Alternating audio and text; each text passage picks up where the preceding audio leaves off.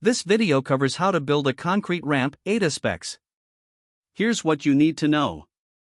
First, how to build a concrete ramp, ADA specs.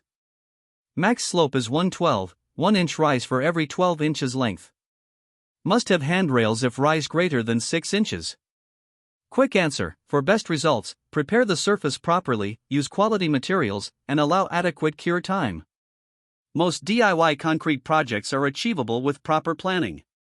On how to build a concrete ramp, ADA Specs Complete Guide. Building an ADA-compliant concrete ramp requires specific slope and handrail requirements. Maximum slope is 112, 1 inch rise for every 12 inches length. Must have handrails if rise is greater than 6 inches. Understanding these requirements ensures legal, accessible ramps.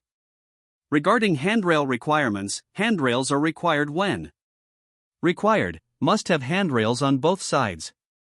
For more information or to request a free estimate, visit localconcretecontractor.com.